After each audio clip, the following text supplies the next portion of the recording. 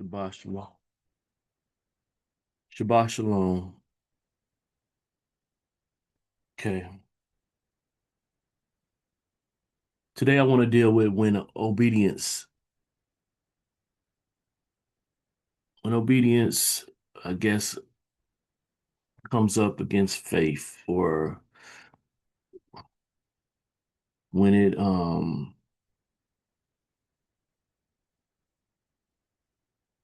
meets faith.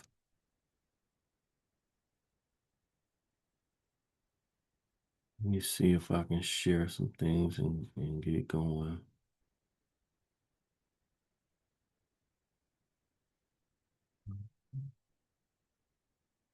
Get get it going. So when obedience meets faith, I believe in me. So let me get going. Um, Shabbat Shalom, Shankwell Yah One Vision Ministry.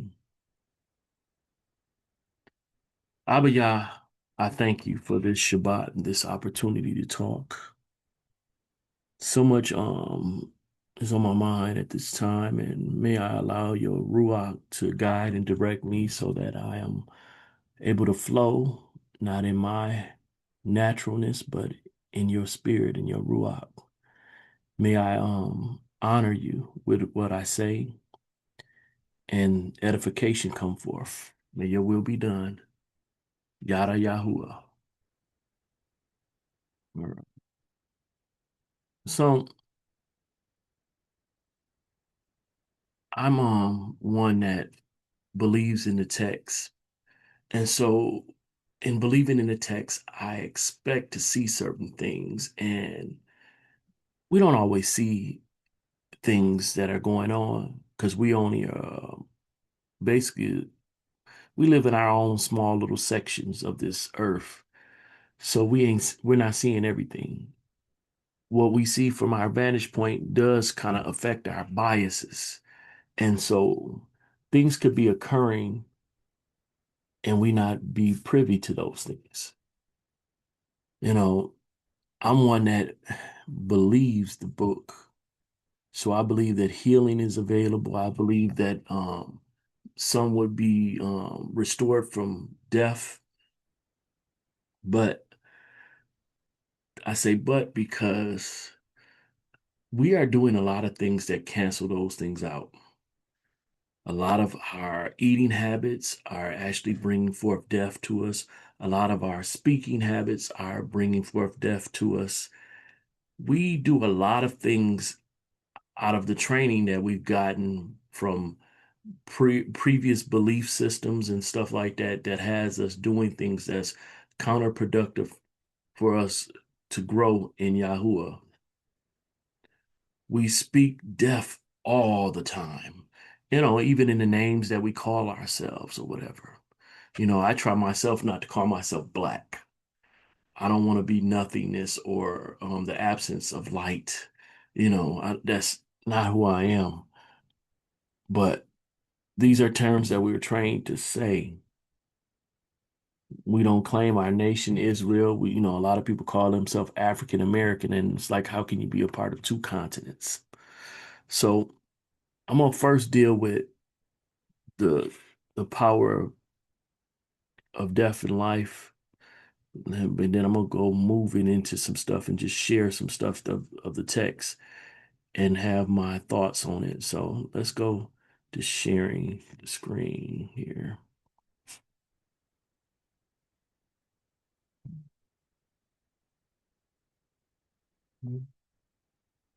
So where I'm gonna start off first is Michelle or Proverbs 18. And it says here in what's labeled verse 21, death and life are in the power of the tongue, and those loving it eat its fruit. So you get the results of what your mouth is saying. Either it's speaking death or life. I just wanted to put that out there, but that's not the focal point of my discussion. I like to kind of put something from the Tanakh first, but I'm going to go straight over to the Brit Hadashah. Mark 16 says here in what's called verse 17, and these signs shall accompany the ones who believe. I believe in my name. This means in my character and reputation. Those that have relationship with this person, they shall cast out demons. They shall speak with renewed tongues. They shall take up snakes. And if they drink any deadly drink, it shall by no means hurt them. They shall lay hands on the sick, and they shall get well. Now, that's a lot of miracle type stuff that said right there. And in that day and time, in the reading, we see that stuff happening. But a lot of people want to now push that the Bible is just all allegory. So none of that actually happened. But that's like, no, I believe that it happened. So it's like, okay, is me not seeing it in my vantage point or around me causing me to doubt? I'm seeing so many deaths occur, but I'm like, also seeing the many choices made. My household didn't take that prick, but many took it. And of course, there was deaths from that 19 thing, and people said, well, see, and I'm like, well, we didn't have that battle. We've dealt with sicknesses here and there, but we didn't have that battle. And I believe some of the people that are dying now is dealing from that prick. But, it's like we don't have that battle because we're not in that. But it's kind of seen as insensitive to even speak on it.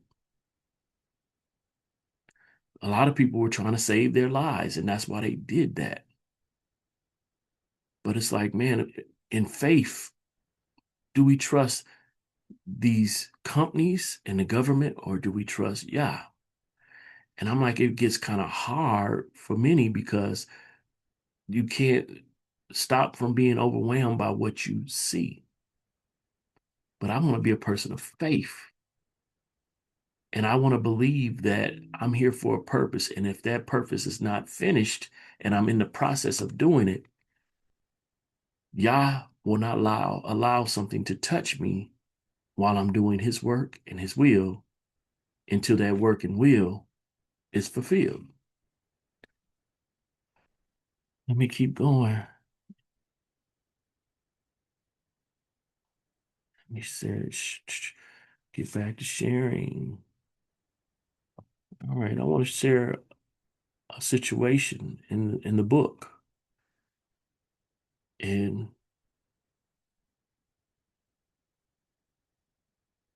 it's here in Malachim Bet, what we call Second Kings, and it's 4.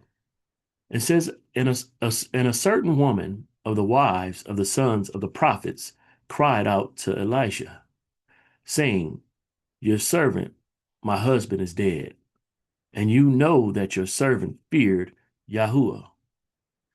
And the lender has come to take my 2 sons to be his slaves. Usury. And said, Elisha said to her, what should I do for you? Inform me. What do you have in the house? And she said, your female servant has none at all in the house except a pot of oil. And he said, go borrow vessels from everywhere. Go get some containers from all your neighbors. Empty vessels. Do not get a few, so get a lot. And when you have come in, you shall shut the door behind you and your sons, then pour it into all those vessels and set aside the filled ones. This is an act of faith that he's calling upon her to have. And that faith brought forth actions, necessary actions. So she's going to be filling up, using the one that she had and filling up all these empty vessels that she went to gather, as many as she gathers. So she went from him and shut the door behind her and her sons, who brought the vessels to her, and she poured it out. And it came to be when the vessels were filled that she said to her son, Bring me another vessel.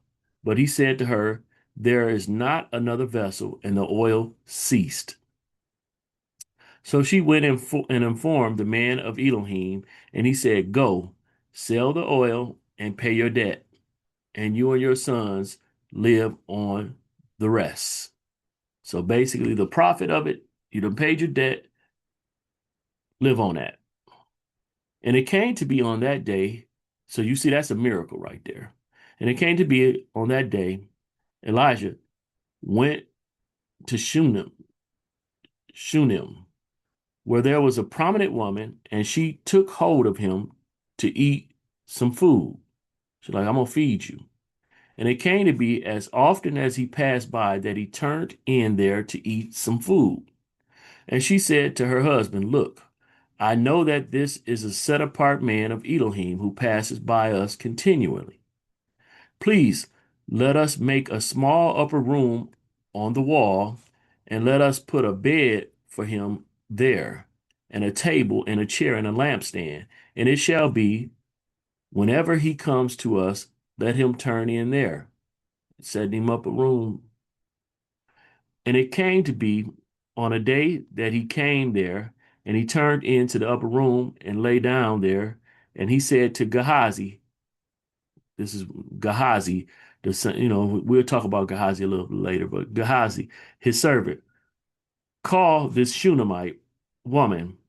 So he called her, and she stood before him. And he said to him, Please say to her, Look, you have gone to all this trouble for us. What is there to be done for you? Should I speak on your behalf to the sovereign or to the commander of the army? And she answered, I am dwelling among my own people. And he said, What then is it to be done for her? And Gehazi answered, Well, she has no son, and her husband is old.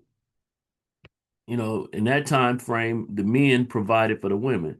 So she had an old husband, but no son. So if the husband passed away, she don't have anybody to do the labor, no one to care for her. And he said, call her. So he called her, and she stood in the doorway. And he said, About this appointed time next year, you shall embrace a son. And she said, No, my master, man of Elohim, do not lie to your female servant. So she was just questioning, she doubting it. But the word came forth, and the woman conceived and bore a son when the appointed time had come, of which Elisha had spoken to her. Elisha. And the child grew, and it came to be on a day that he came out to his father to the reapers, and he said to his father, My head, my head. His head hurt. And he said to a servant, Take him to his mother. So he took him and brought him to his mother, and he sat on her knees till noon and died. And she went up and laid him on the bed of the man of Elohim, and shut the door on him and went out. And she called to her husband and said, Please send me one of the young men and one of the donkeys, so that I hurry to the man of Elohim and return.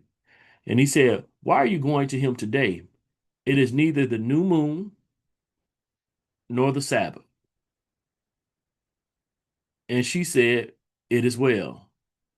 And she saddled the donkey and said to her servant, Drive and go. Do not slow down, except I speak to you.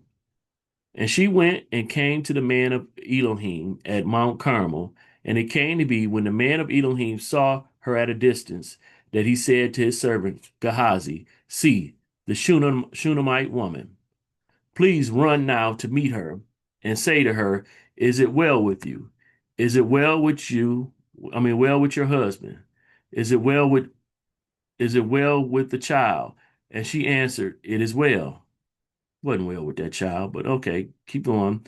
And she came to the man of Elohim at the hill, and she took hold of him by the feet. But Gehazi came near to push her away.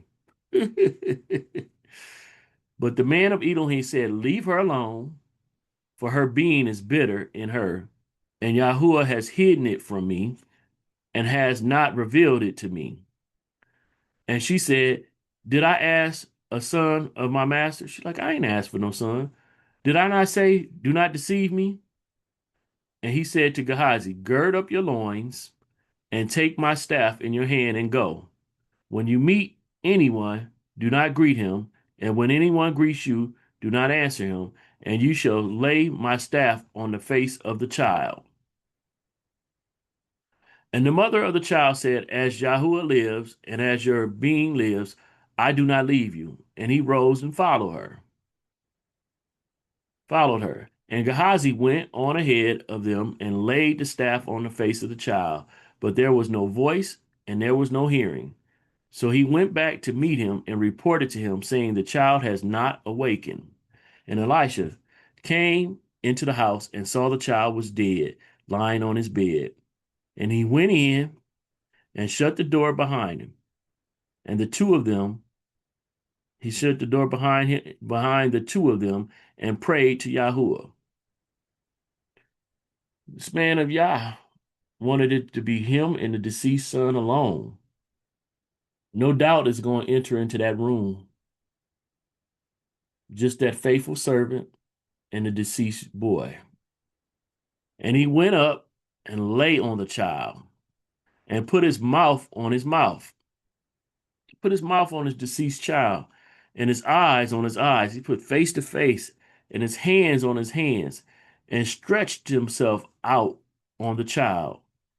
And the flesh of the child became warm. And he returned and walked back and forth in the house, then went up and stretched himself out on him. And the child sneezed 7 times, and the child opened his eyes. This child was good and dead, but this prophet prayed and laid. And he called Gehazi and said, call this Shunammite. So he called her, and she came in to him and said, and he said, pick up your son. Then she went in and fell at his feet and bowed herself to the ground and picked up her son and went out. Yada Yahuwah. Oh, my goodness. Healing occurred. Healing occurred. Healing occurred. So that's a major restoration of life. And, because that son was dead. I believe this. I don't think this just is allegory. I believe this. This obedient servant of Yah was able to bring back life to this obedient woman, this woman that offered charity to him and gave him a room. His servant was obedient in going and putting the staff on the child. There's a lot of obedience going on, and it met up with faith.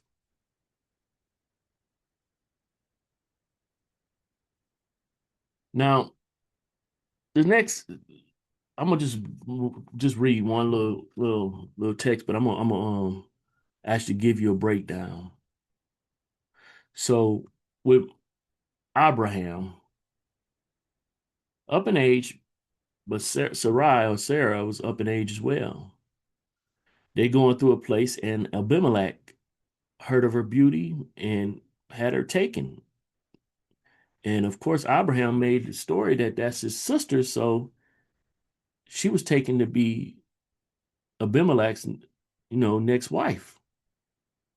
And before Abimelech could lay with her and everything, he began, his household began being sick and everything going on. He was becoming sick, and so Abraham prayed for him. Let me go ahead and read this simple text, because I don't want to read the whole story, but just reading. Let me go ahead and share my screen. Sharing the screen. And we right over here in Bereshit or Genesis 20. And we're going to go with verse 17 again, or what's called verse 17. It says, and Abraham prayed to Elohim, and Elohim healed Abimelech and his wife and his female servants, so they bore children. For Yahuwah had closed up the wombs of the house of Abimelech because of Sarah, Abraham's wife, because he had taken her to be his other wife. Let me move forward. Another narrative, another story, but I'm going to read this a little bit.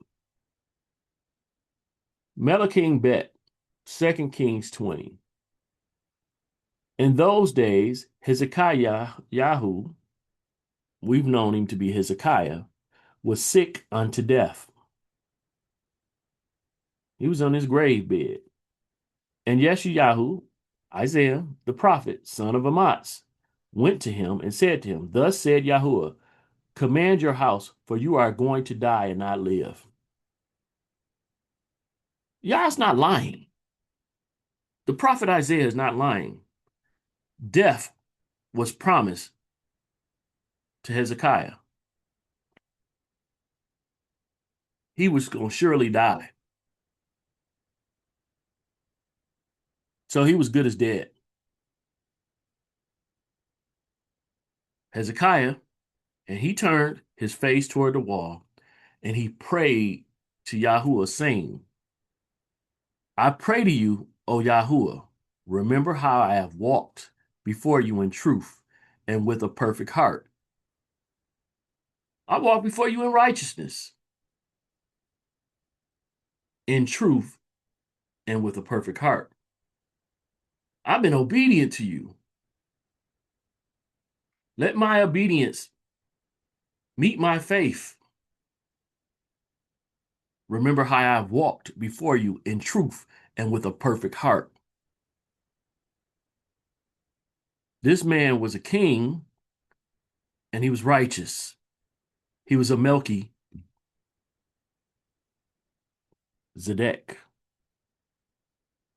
Melchi, king, Zedek, righteous.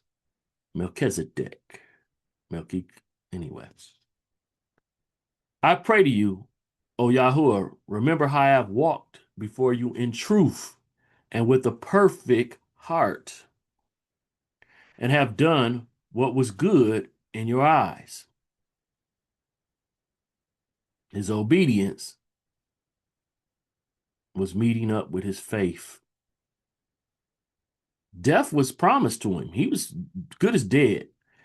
And Hezekiah wept bitterly. And it came to be before Yeshayahu, Isaiah had gone out into the middle court, that the word of Yahuwah came to him, saying, this man, death, said, he prayed and said, hey, my obedience has been in place. I have faith that you can heal me.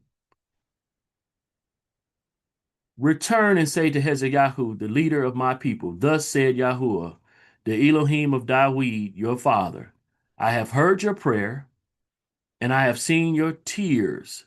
See, I am going to heal you. On the third day, go up to the house of Yahuwah.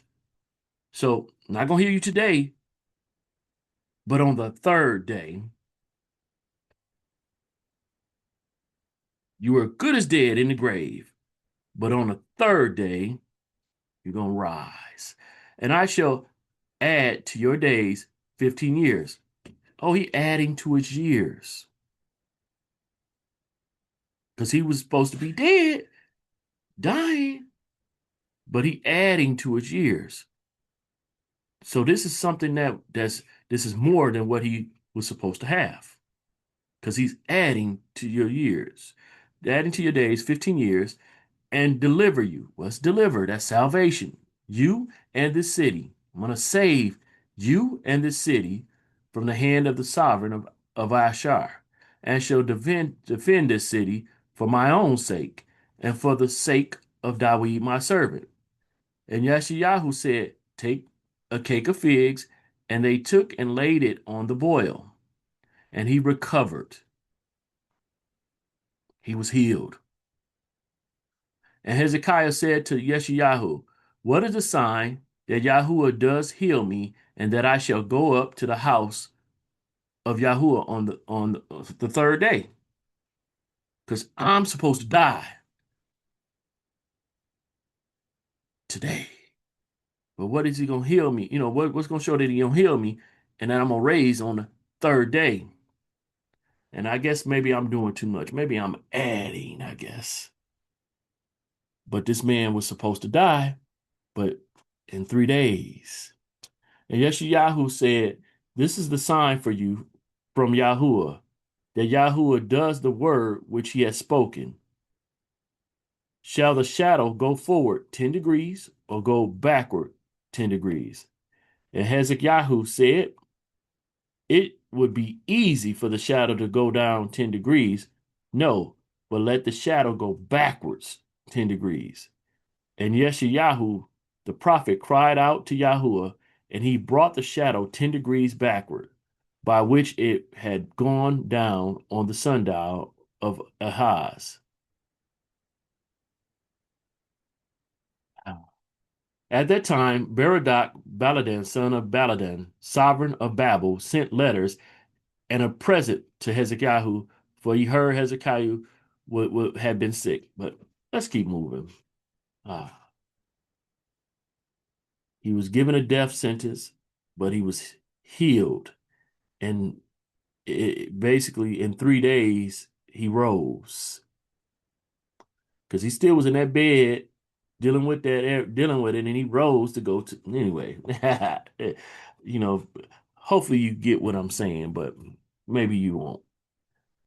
But ears to hear, eyes to see. Tehillim, Psalm 6. And we'll go here with verse 2, I think. It says, show favor to me, O Yahuwah, for I am fading away. O Yahuwah, heal me, for my bones have been troubled. Heal me, for my bones have been troubled. If you're going through some type of ailment, that's a good thing for you to read. Ask him to heal you and believe. Come on. If you've been walking in obedience, allow your obedience to meet your faith and believe that healing is your portion, that Yahuwah is Rapha. Tehillim, Tehillim, Psalms 30. Verse 2, it says, Yahuwah, my Elohim, I have cried to you, and you have healed me. David was seeking healing, and he's been healed. Matthew 17. Going to start here at verse 14. And when they came to the crowd, a man came up to him, kneeling down to him and saying, Master, have compassion on my son, for he is an epileptic and suffers badly, for he often falls into the fire and often into the water. And I brought him to your taught ones, to your disciples, to your 12, but they were unable to heal him. And Yahuwah answering said, O generation of unbelieving and perverted, how long shall I be with you? How long shall I put up with you? Bring him here to me. And Yahuwah rebuked the demon, and he came out of him, and the child was healed from that hour. Then the taught ones came to Yahusha, and Yahusha rebuked the demon. I might have said Yahuwah on my mind. And he came out of him, and the child was healed from that hour. Then the taught ones came to Yahusha by himself and said, why were we unable to cast him out? And Yahusha said to them, because of your unbelief, your doubt. A lot of times we see the situation, and because it does not occur right away, we don't realize that Yah has put in motion the healing. Just because it doesn't look like it at the moment, keep your belief intact. Because of your unbelief, for truly I say to you, if you have belief as a mustard seed, many want to try to say belief, a small belief. No, because you can read many different texts that talk about a little bit of doubt and then messing up everything. No, a mustard seed, though it's small, it's not. People try to say it's the smallest seed. It is not. There are seeds smaller, but the mustard seed is pure seed. It's all seed. So that's what it's saying. You have to have belief as a mustard seed. It has to be pure. You shall say to this mountain, move from here to there, and it shall move, and no matter shall be impossible. But this kind does not go out except through prayer and fasting. So you can believe, but you also fast. I'm gonna stop this for a second.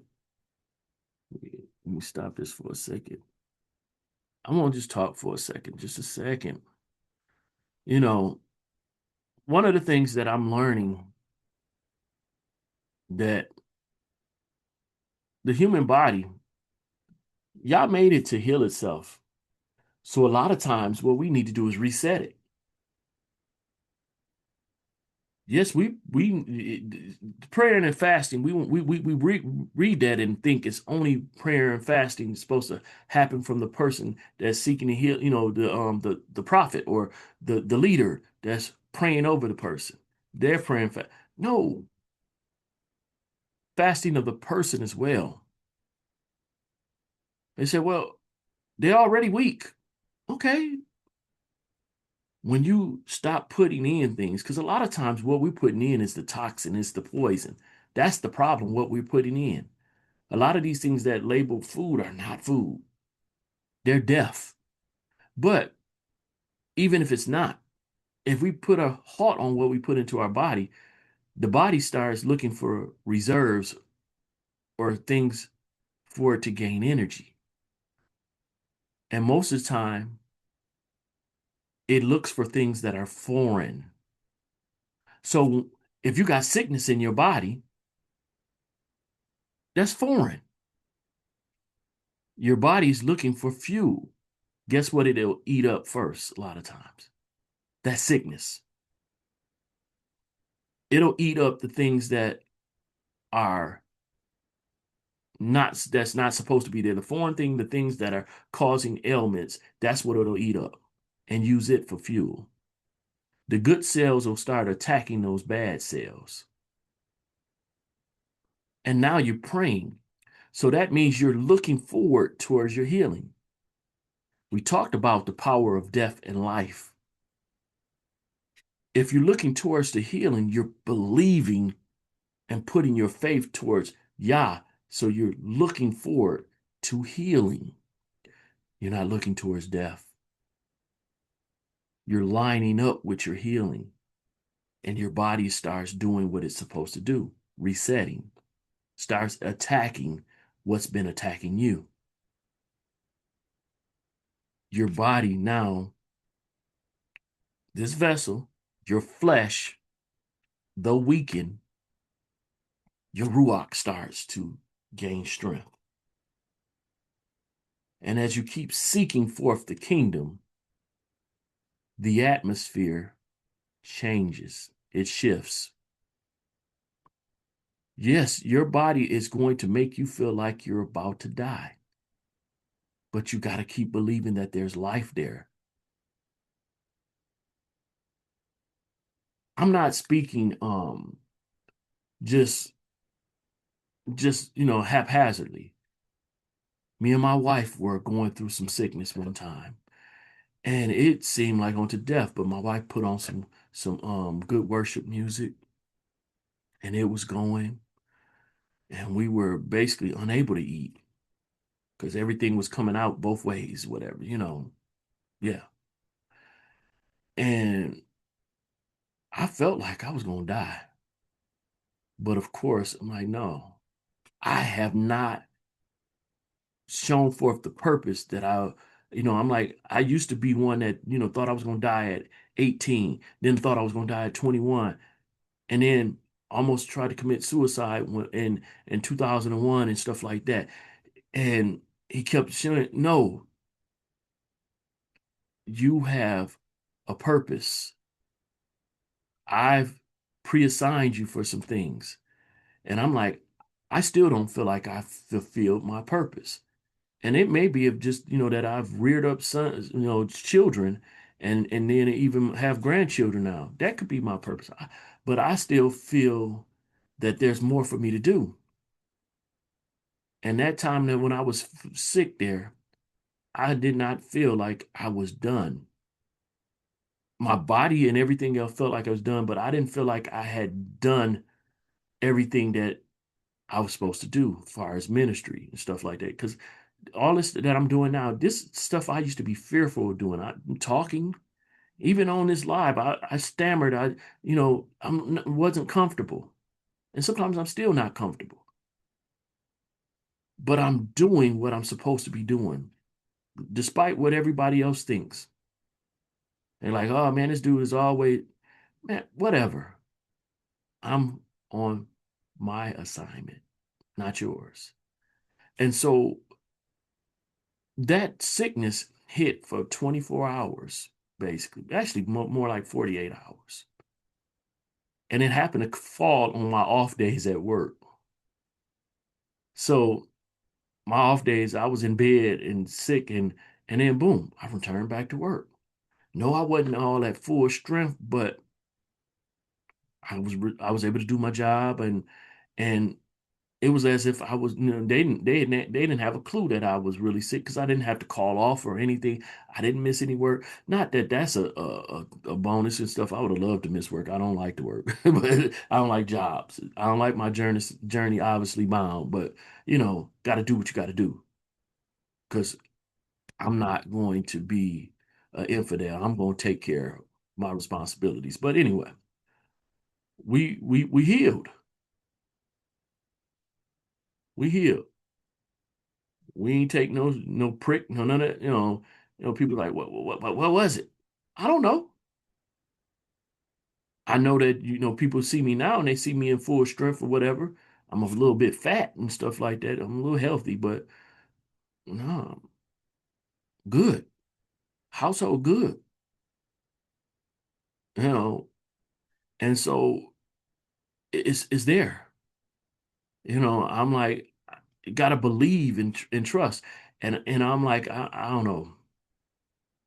Zakeem, my brother, Craig, I had a dream about him, that, he always seeking to see healing in on earth. And I'm like, Yah told me to tell him, healing is in your hands. You just got to believe it.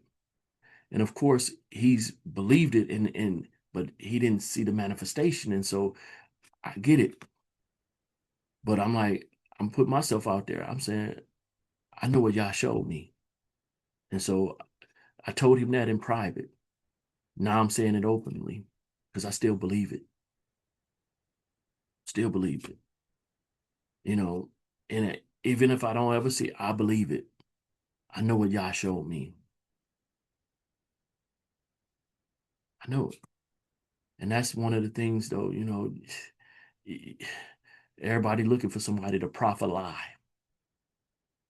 And well, what do I gain? I don't gain anything for seeing someone elevated to do the will of Yah. But I just believe in Yah. I believe and trust in Yah that why would he show me that? What benefit? Because it was uncomfortable having him come up to my job and me talking to him and laying hands on him and talking with him. It was uncomfortable. But I got to be obedient. I got to do what I'm told to do because I don't want to die not doing what I'm supposed to do. I don't want to step outside of the covering of Yah's hand and basically open myself up to something because I know I told you I was on my suicide bed 2001, January. I'm here. I know the sicknesses. Even in the first pregnancy with Angela, they tell you, oh, pneumonia, you can't transfer that. So they told me it was okay. She got pneumonia. She pregnant with Sarah, and they say, oh, you can sleep in the same bed with her, and you're gonna be okay. I got sick in the mug. I end up with walking pneumonia, and I'm still working. And I'm sick, and I had to go to the doctor. And my doctor like, you this close to death. You need to sit down. So I ended up having to take FMLA and was off of work. And we made sure this time, since she had healed up, I slept on the couch. I slept away. And I'm like, but I'm here. Sarah's what? Graduating college this year. This was before she was born. I'm here. Healing is real. Saving from death, because like I said, 2001, I was basically out of here. It's 2026. But let me keep going because it ain't about me. You have to believe. You have to allow your obedience to meet your faith. We all need to hear this. Because look, okay, I believe in me. Say, oh, well, yeah, we all believe in. No, I believe in me. I believe in me.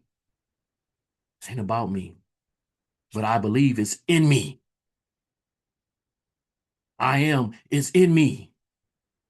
I believe is in me. I am is in me. It's not about Shanquilla. It's about what's in me. The same source of health, the same source of life when I'm walking in obedience is in me. The same source of life, the same source of healing, the same source of whatever you need is in you when you're in Yahuwah. When you're in obedience to Yahuwah, you have access. And no, sometimes stuff was going to happen. We've heard about different prophets that dealt with ailments and stuff like that into death. And that's their portion because that was the thing that humbled them and kept them. I deal with a lot of insecurities and stuff like that. And people say, oh, I, I, I don't like it. But probably if I got all the praise that I've desired in my life, I probably would be a person that no one would like again. And, I feel like people don't like me now. It would be for a worse reason. And then I would probably be so much sniffing myself that I would forget that I'm a servant and a son of Yah. Because I had a period of time where it was all about me. Many have heard, or many that knew me as Trey. And that part of me, or that person, or that um way of being was very selfish. Yes, I felt like the world was mine. I did a lot of stuff, wicked stuff, a lot of disconnected from righteousness type of stuff. And I so-called increased in the world, but I was miserable because I was not being who I was designed to be. I got a lot of respect in that time because I took it. But digress. Let me get back to this. Let me get back.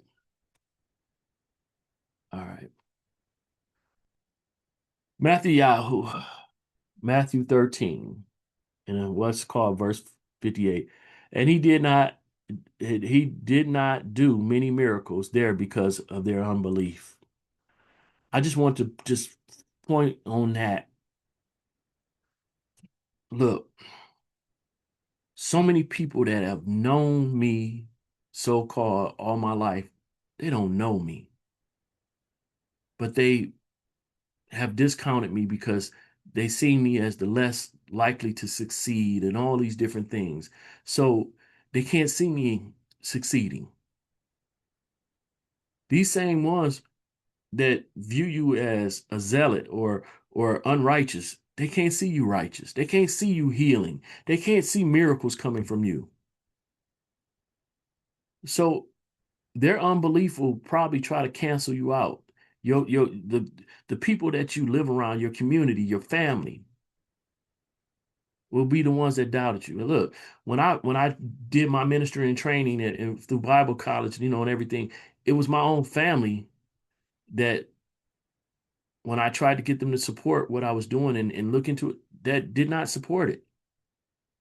You know, and my family has a lot of ministers, but people, my own family were the ones that, and I use that as fuel.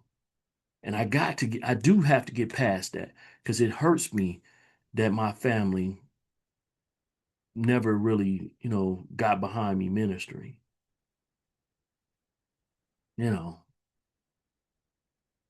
I've been a black sheep, but their unbelief is their unbelief. I could be the healing hand, but oh, that's just Shanquilla. Oh, that's just, some people used to try to call me ET. That's just ET. They can discount who you are and not realize you're the vessel that Yahoo is using and not be able to receive from you just because of that. And that's crazy. But that's just the reality of what it is. That's the reality of what it is. Okay. Let me, I guess I might have to stop sharing just to move on to the next thing I'm going to read. All right. It's basically on the same vein. So let me share my screen back again and get going again. Let me see. It's the same vein, basically. It says Marcus or Mark 6, and it says here what's called verse 5. And he was unable to do any miracle there, except that he laid hands on a few sick ones and healed them.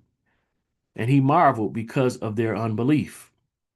And he was going around among the villages teaching. So he was in he was where he grew up. So of course they only seen him as a carpenter boy. Many may remember me in my youth as the young kid that used to walk through the neighborhood making sounds, just yelling and, just loud, just moving aimlessly without any direction. You know, the young boy that really didn't have any allies that, got bullied a lot because my friends would just watch me getting jumped on. Many people have discounted me. I've been the same height since about ninth, 10th grade. And I weigh about close to 300 now, but I only weighed about 150 then. So I was very small and I got picked on a lot. Though I was tall, I was very thin. And I wore hand-me-downs from people shorter than me. So I was one that was very much disregarded. People will tell me now I look just the same, but you're so handsome. But them same people back in the days told me how ugly I was. I got humbled a lot. My self-esteem was very low, and I still need healing from my mental state. Still got to work through some things, and I feel like I'm getting better, but I would love to be completely healed. But maybe this is my cross. And I don't believe in crosses, whatever, but my burden to bear. All right, back to the share. Malachim bet, 2 Kings 5. Let's deal with some Naaman. And this is where we're going to deal with Gehazi again, but I'm going to do a little reading. And Naaman, commander of the army of the sovereign of Aram, was a great man in the eyes of his master and highly respected because by him Yahuwah had given deliverance to Aram, and he was a brave man but leprous. Man had some issues going on. He had leprosy going on in him. And the Arameans had gone out on raids and had brought back captive a young girl from the land of Israel. And she served the wife of Naaman. And she said to her mistress, if only my master were with the prophet who is in Samaria, then he would recover him of his leprosy. And Naaman went in and reported to his master, saying, thus and thus spoke the girl who is from the land of Israel. And the sovereign of Aram said, go, enter, and let me send a letter to the sovereign of Israel. And he went and took with him 10 talents of silver and 6,000 pieces of gold and 10 changes of garments. And he brought the letter to the sovereign of Israel, of which said, and now, when this letter comes to you, see, I have sent Naaman my servant to you, so that you shall recover him or heal him from his leprosy. And it came to be when the sovereign of Israel read the letter that he tore his garments and said, am I Elohim to kill and keep alive? That this man sends a man to me to recover him of his leprosy. For consider now and see how he is seeking an occasion with me. He like, look, he looking for a reason to fall out with me. I don't have the capability of doing that. And so if I say no, he gonna be upset with me and we're gonna have to go to war. He like, why are you asking me something like this? What's called verse 8. And it came to be when Elisha, the man of Elohim, heard that the sovereign of Israel had torn his garments, that he had sent to the sovereign, saying, why have you torn your garments? Elijah, like, what you doing that for? Please let him come to me. Said he knows that there is a prophet in Israel. This man, like, I take up that challenge because Yah is for me and not against me. So Naaman came with his horses and chariot, and he stood at the entrance of the house of Elisha. And Elisha sent a messenger to him, saying, go, and you shall wash 7 times in the yard. Be obedient and wash 7 times in the yard. You know, we would call this the Jordan, that your flesh might be restored to you and be clean.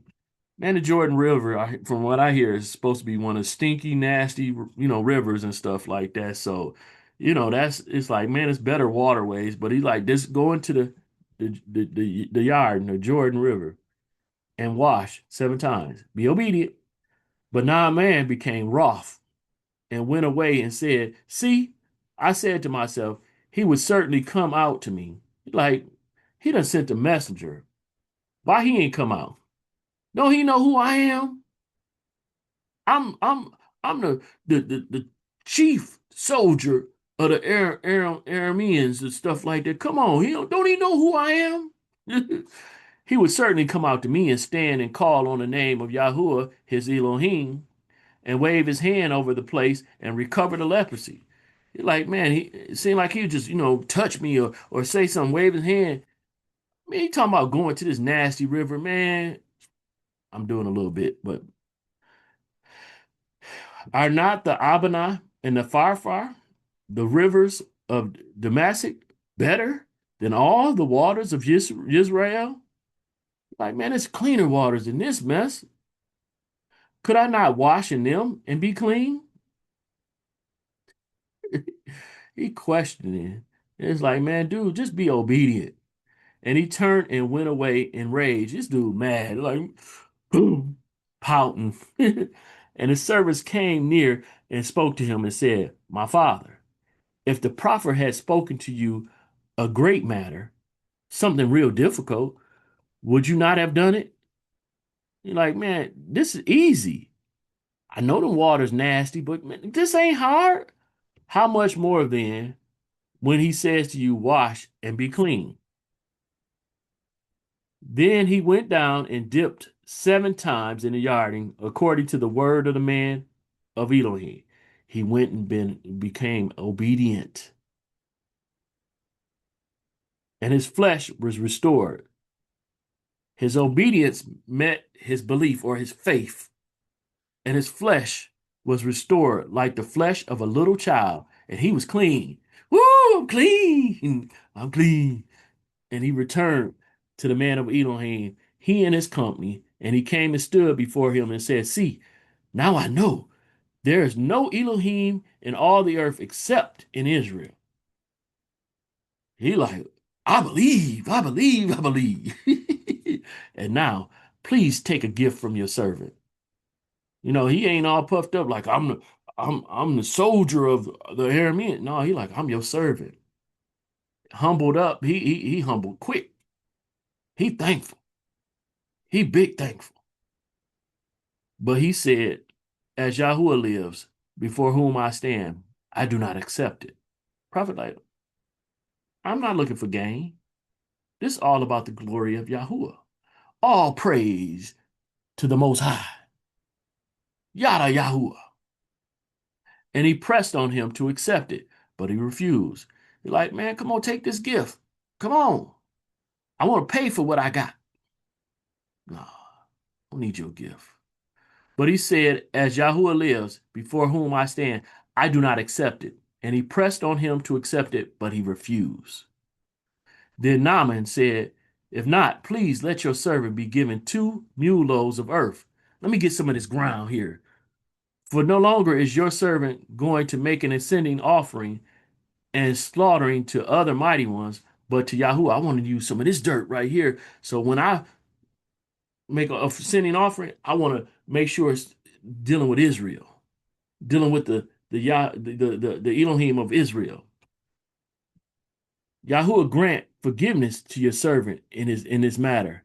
When my master goes into the house of Rimmon, another false deity, to worship there, and he leans on my hand, and I bow down in the house of Rimmon, when I bow down in the house of Rimmon, Yahuwah, please grant forgiveness to your servant in this matter. Like I want to be obedient to my master still, but I don't want to offend you, Yah. So let me. Mm-mm. And he said to him, Go in peace, go in shalom. And he went from him some distance.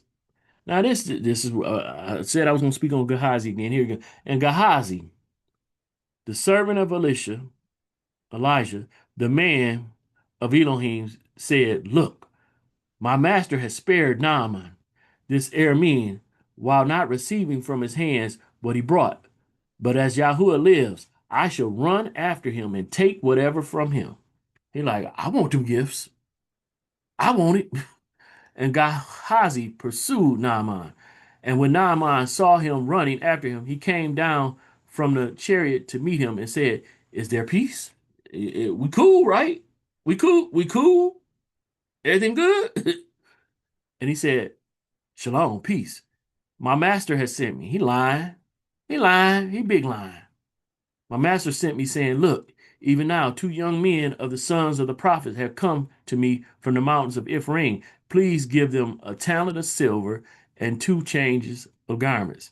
And now man said, Please accept the 2 talents. He like, oh man, that's less than what I was wanting to give anyway. Here, take it. Please accept 2 talents. And he urged him and bound 2 talents of silver in 2 bags with 2 changes of garments and handed them to 2 of his servants, and they bore them ahead of him. And when he came to the high place, he took them from their hand and stored them away in the house and let the men go, and they went. So Gehazi going, yeah, I'm gonna be sneaky. I'm gonna hide this. Ain't nobody gonna know. My master ain't gonna know. And he went in and stood before his master. And Elijah said to him, Man, where did you go, Gehazi? Not like he didn't already know. This how parents be doing their children, asking them questions and stuff, and already know the answer, just to go see if they're gonna lie. And he said, your servant did not go anywhere. Man, this dude lying. Straight to the prophet, like the prophet don't already know. But he said to him, did not my heart go with you? Come on. I've been looking out for you. You ain't even consider me when you went when the man turned back from his chariot to meet you. You ain't even think about me in my heart. Is it time to accept silver and accept garments and olive trees and vineyards and sheep and cattle and male and female servants? Is it time to get rewarded? If y'all supposed to have your obedience is supposed to be what matters. Your obedience and your faith. But come on. So let the leprosy of Naaman cling to you and your descendants forever. Who is his descendants? I've studied and found it was a group called the Cagots, Cagots. But anyway, so let the leprosy of Naaman cling to you and your descendants forever.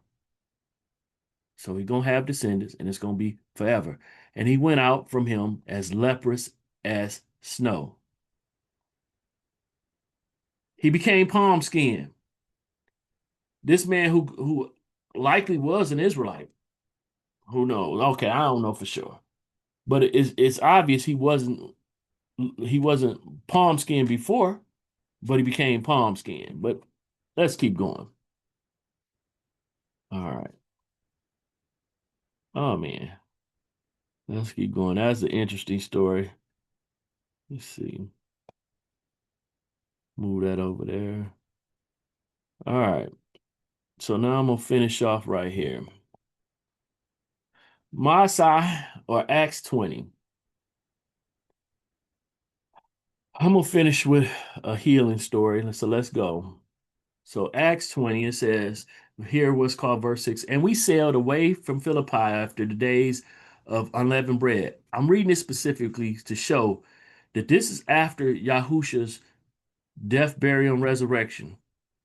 But they sailed away from Philippi after the what? The unleavened bread. So they were still keeping the feast after the death, burial, and resurrection. Many people say, you know, that ain't necessary, but they were still keeping the feast. And I get it. It was a temple still there, but Christianity and all these other beliefs said you don't have to do that. They give you other holidays, but they were keeping unleavened bread still. A lot of people try to say that he was the culmination of the feast, and so we don't gotta do the feast no more because with him that was the end of it. But they were keeping unleavened bread. But anyway, and came to them at Troas in 5 days, where we stayed 7 days. And so they met all the time. If you read through the Acts, you'll see that Shaul, who we call Paul, kept the Sabbath and went to the synagogue almost every Sabbath. But this is one of the things that they try to use to magnify keeping first day or Sunday worship. And on day one of the week, which would be Sunday, the taught ones, having gathered together to break bread, Shaul intending to depart the next day. See, he was about to leave. So that's why they met on the first day. Because, see, they were still keeping the feast, still focused on the feast. So the Shabbat wouldn't go away if you still focus on the feast. You still have the Moeds and the Moedims. Come on. This right here is not making this day the day of worship, but that some people have made it that way. That's a rabbit trail. Let me get back. And on day one of the week, the taught ones, having gathered together to break bread, Shaul, intending to depart the next day, was reasoning with them, debating, talking, and was extending the word tonight to midnight. Ain't nothing wrong with sharpening iron. Sometimes, talking on the word can bring forth friction, but it should sharpen and not cause people to separate. But again, they was reasoning with them and was extending the word till midnight. And there were many lamps in the upper room where they were assembled. And a certain young man by the name Eutychus was sitting in the window, being overpowered by a deep sleep. He was listening, but it nodded off a little bit. And Shaul kept on reasoning. He was overcome by sleep and fell down. Eutychus fell down from the third story and was picked up dead. He was sitting in assembly basically and fell dead.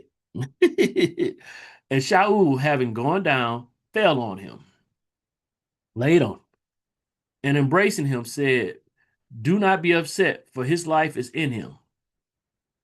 Then going up again and having broken bread and eaten, he talked a long while, even till daybreak, and so went forth. And they brought the young man in alive and were encouraged not a little. So, young man fell dead, but prophet laid over him and he was restored. Healing happened in this book. I believe healing is happening right now. But guess what? If it was advertised, people would probably make it into a spectacle. I believe people right now have this ability. Still say, I believe what Yah showed me. I know healing came into my household. Yes, I laid hands on my wife. She laid hands on me, and we were restored. She was gravely sick. But I believe others have that ability and even the trust that certain things won't affect.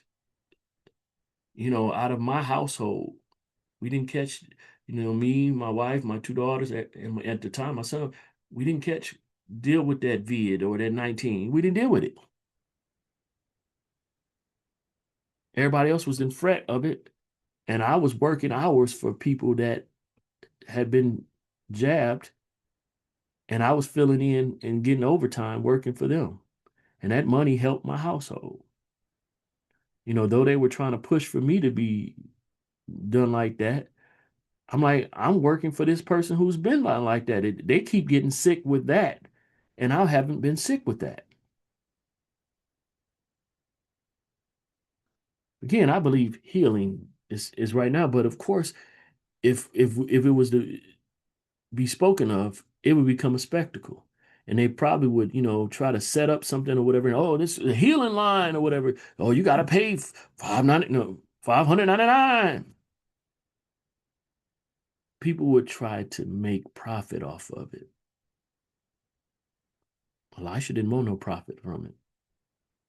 He just wanted to do the will of Yah. He wanted to walk in obedience and let his obedience meet his faith. If it's your gifting to heal, don't do it for money. Don't do it for fame. And so I'm not asking anybody if you know that that's what you have on you. I ain't asking you to share that with me. As far as telling me that you have that. If you see me sick and you want to, come to me and pray and talk and hey, I'm open. But I don't want you to market that because someone will probably try to take you out or try to manipulate that. But I believe that that's in the earth because I believe Yah's will is being done on earth as it is in the Shamayim, even right now, when it looks like it's not like that. Because like I said, in '01, it looked like I was out of here. It's 2026. And this month, I'll be turning 54. No, I don't celebrate them, but I recognize them. And I'm thankful. I am very thankful that I've had this time and that I'm still learning my purpose and still trying to walk in the lane that has been set for me. And I hope that many of you or start walking in the lane that's set for you, because every piece to the puzzle is important to see the whole picture. You can't be the piece that I'm supposed to be, and I can't be the piece you're supposed to be. We're all important so that we can see the totality, the fullness of the picture that's coming together when the pieces come together. Abba Yah, thank you for this Shabbat. Thank you for this opportunity. And may healing be in your nation, healing be in the heart of your people, healing cancel out the dissonance, the cognitive dissonance that's out there, so that we may awaken and walk in the fullness of who you are, knowing you not just as Rapha, not just as Jireh, but knowing you as Elohim, as the Father, as the Creator, as King and Sovereign, as the beginning, the end. You know, there is no end with you. That we know you in all facets of who you are, so that we may obey you and have our obedience meet our faith in you. All praises to the Most High Yah. I love you, Yahuwah. I love you, Yahusha, for being an example of obedience to Yahuwah. Yada Yahuwah. Shabbat Shalom. Shankwil Yah, or Shankwila Carter. One Vision Ministry. Ikai Chajan Sheriff. Shalom. Shabbat Shalom.